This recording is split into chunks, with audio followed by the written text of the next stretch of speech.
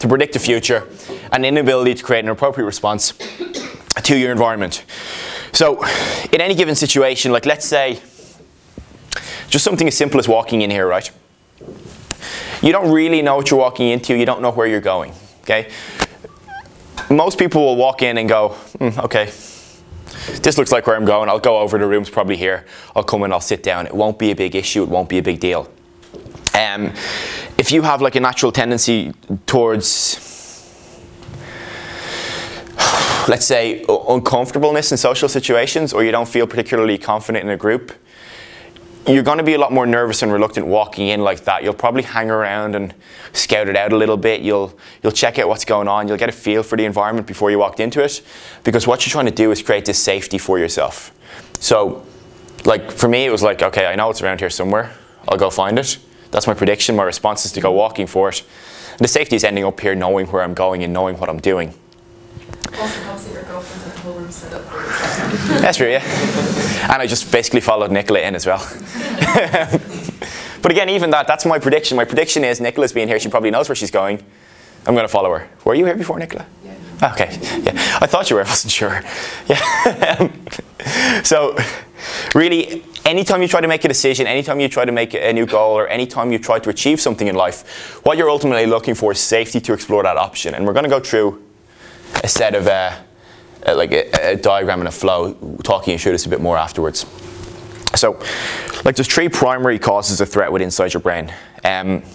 Like when I say threat, does it make sense what I'm getting at? That it's not actually somebody's going to come and stab you in the back, but it's anything that like puts your body onto alert mode. It's like the meerkats who pop up and go, you know, something's changed. The pattern in my environment has shifted a little bit, so now I need to be on alert. So, things are happening too fast, things are happening too slow, and there's an unclear intent. So if it happens too fast, what do you get? You get overwhelmed. You've too much stuff going on. Are you really ready for all of it?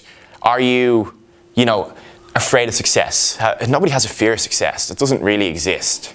What's happening on a deeper level is just that fear of success is potentially going to change your environment somewhat. And it's that uncertainty again. You've changed from, fuck's sake. This is in such a bad position for a right-hander. You've changed from knowing what your prediction and your response are going to be. You no longer have safety because you're entering a new environment. You're the boss now, or you're, like let's say for example, you're going traveling and you're not happy, like not knowing what's going to happen tomorrow. You're probably not going to travel. Like if you're somebody who has a really high degree and need of certainty, you're going to find it harder to get uncomfortable and step out of zones like that. I'm going to wave at them. Go on, do it, Phil. What up? You may need to grab a couple of seats outside, as I did. Okay. Anyway, so too fast, too slow. If it's happening too slow, are your expectations not being met? If you've set a goal for yourself, career, training, anything, and you don't get there fast enough, or if you don't get there in the time you've expected, the thing becomes like, are you actually going to achieve it? Have I done something wrong? There's an unclear intent there. So, this is probably, from a fitness perspective and from the fitness industry, this is probably where we're struggling the most. It's unclear intent. It's not telling you guys what you're doing and why you're doing it, and giving you like a realistic timeline on it. Like the easiest example I can think of with this is I was chatting to Richie a couple of days ago, and we were talking about how quickly a squat escalated. Like it rapidly shot up when he first started training. The logical thing is, I've trained for 6 weeks, I've done this. In 6 more weeks, I'll be able to do this. Anyone who's ever trained for a period of time will know that like, when you start training, it goes like this, and then it just starts to taper off. The initial 6 to 8 weeks are a complete honeymoon period. Everything's easy, you get strong fast, you lose weight fast, you see development in anything you do really quickly. And then, the law of diminishing returns kicks in and everything gets hard then. So, in that scenario, this unclear intent, not really knowing what's going on, sets off this response in your body that goes, shit, maybe this isn't the right place for me. Maybe I'm not doing the right thing. Maybe I need to change something, or maybe I need to do something else. And then all of a sudden you start bopping in and out of programs, you self-sabotage and you do things you shouldn't do. But again, you're not doing it logically, or you're not thinking, I'm going to ruin my chances here. It's just happening because your animal, the lower parts of your brain, feels under pressure. So, With all this, moving too fast or too slow can be okay. Once you understand why you're doing it, that you're okay with it, and you know what the impact will have on your life. So what you need to start doing then is entering into an ongoing negotiation with yourself. So I want X, but I'll do Y. And this only really makes sense when you look at a graph. It wouldn't be a PowerPoint without a graph, I know. So, like let's use fat loss as an example on this one. Okay, so you've got a time intensity curve. You can apply this to absolutely any aspect of your life. You can apply it to studying, to business, to training, to personal development. Anything you can think of, this can be applied to. So,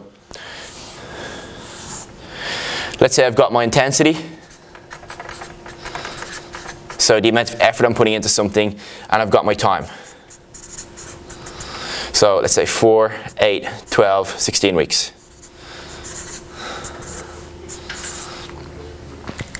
So in that scenario, let's say you've got, what do you need to lose weight? Like, this is fat loss. You need to diet, you need to sleep well, you need to train hard, and you need to do something else which I can't remember. That's probably why I'm so fat. But let's say like nutrition, sleep, and training.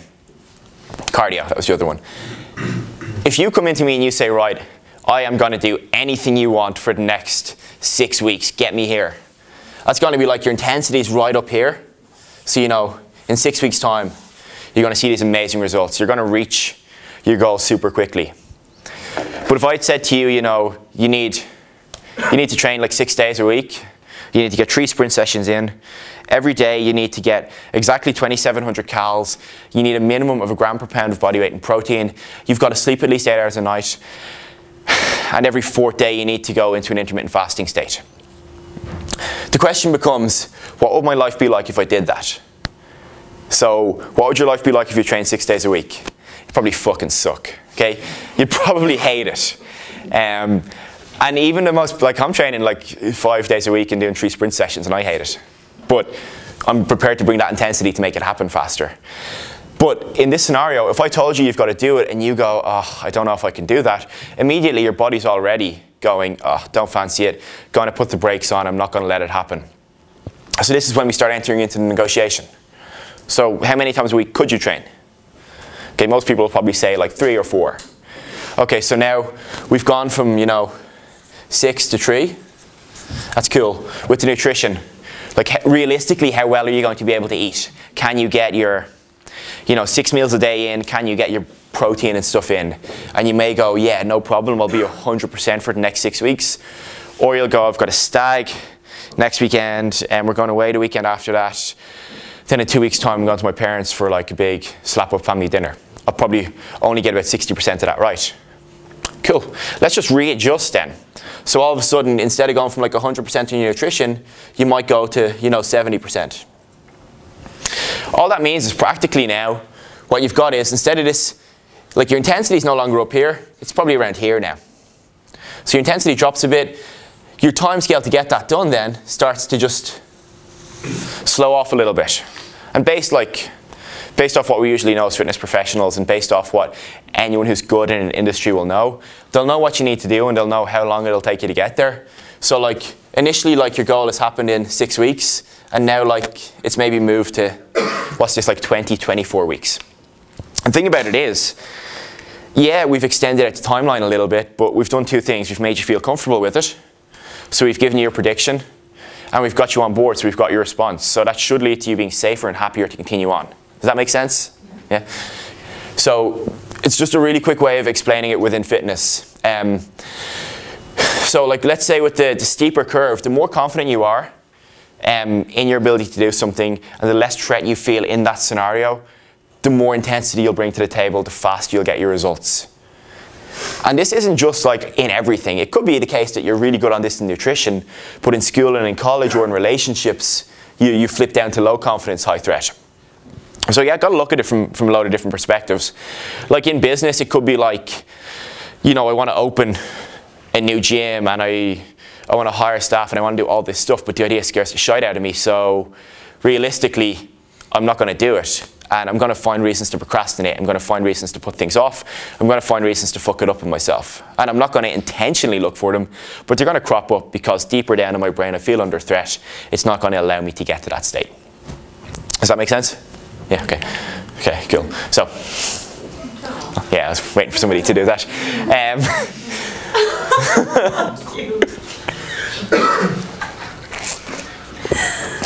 So 2 fingers bumming. Not so cute. Not so cute anymore.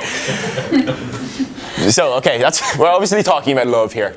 And within love, we're really just talking about tribes and connections. So this will probably be the last slide I read off the page, I hope. Tribe is any group of people, large or small, who are connected to one another, a leader, or an idea. And for millions of years, humans have joined tribes. They've been religious, ethnic, political, or even musical. So basically, the Goths got it right when they created this black clothing, white makeup tribe. Because as humans, we desperately have this need to belong. Like, everyone has it, and you know, unless you're a sociopath, you're probably in that group somewhere.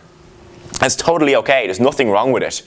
The only problem is, if anything challenges our place in this tribe or in our hierarchy, we're fucked. We make bad decisions. So, again, we're back to Maslow. We're at the love and belonging and the esteem stage. We're talking about the middle part of your brain. So the limbic system, or we're going to call it the mammalian brain, your mammal brain for now. So it's love, connection, it's belonging. It's the maintenance of social network. It's keeping your place within the social hierarchy. This is where a lot of fear of success comes from. Like, think about what happens when you become more successful. Okay? Be it in nutrition, be it in business, be it in school or college. You might be seen as a nerd and no longer cool. You might be a leader instead of a follower. You might be, you know, the guy that everyone looks to for leading in nutrition and in training, rather than just a guy in the background. Anything that moves you up or down that social hierarchy can cause trouble. It's not just a case of, you know, I'm worried about failing. You can actually legitimately be worried about success because it will have negative implications deeper down in your brain. You know, logically, it's 100% going to be good.